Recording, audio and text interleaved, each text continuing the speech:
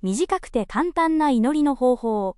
1685年、一人の女性によって記されたこの書物は、数世紀の時を超えて、神を求める多くの魂を慰め、導いてきました。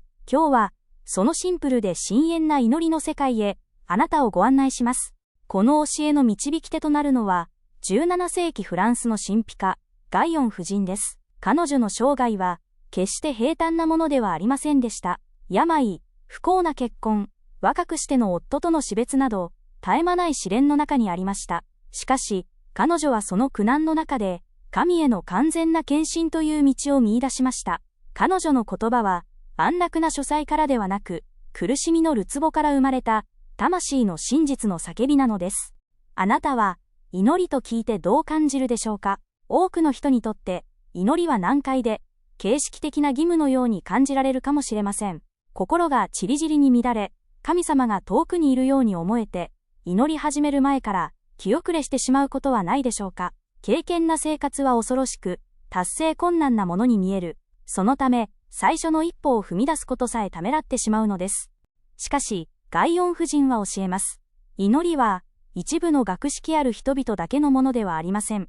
祈りとは、頭の体操ではなく、心の働きです。身分も、学識も関係ありません。子供でも、病人でも、忙しい労働者であっても、誰もが実践できるものです。祈りたいと願う者は皆、容易に祈ることができます。さあ、頭から心へと降りていき、その捧げ方を学びましょう。旅は、外側ではなく、内側から始まります。聖書は、神の国は、あなた方のただ中にあると告げています。まずは、信仰によって神の御前に自分を置いてください。そして、外に向かう五感を静かに鎮め、自分自身の内側の深い場所へと降りていくのです。外の騒音から離れ、あなたの内におられる神に近づく。これが第一歩です。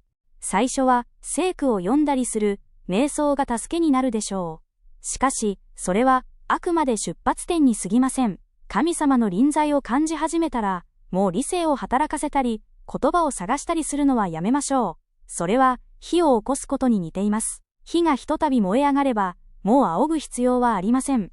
むしろ、仰ぎ続ければ、火を消してしまいます。ただ、そのぬくもりにとどまること、それが次の段階です。祈りの中で、神様が隠れてしまわれたように感じる、渇きの時が訪れるかもしれません。私たちは焦って、自分の力で神様を探そうとしがちです。しかし、それは、最善の道ではありません。そんな時こそ、忍耐強い愛と謙遜を持って、静かに愛する方の帰りを待つのです。それは、あなたが求めているのが、自分の満足ではなく、神ご自身であることを証明する、大切な時なのです。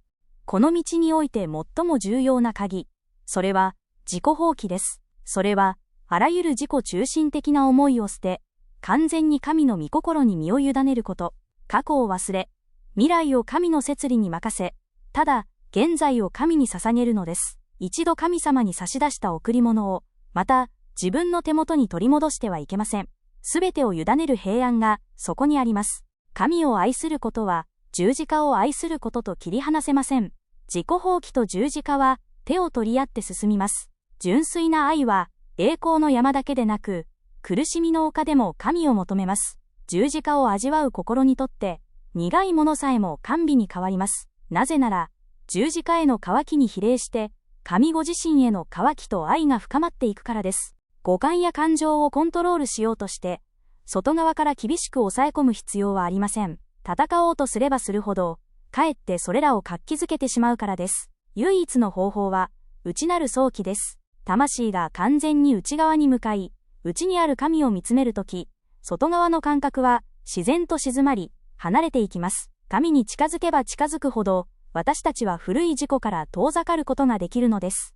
この道を忠実に歩むとき、驚くべきことが起こります。神の臨在は、もはや努力して得るものではなく、自然な状態となります。祈りは、特別な時間の行為ではなく、絶え間ない習慣となり、魂はかつてない静けさに包まれます。言葉はいりません。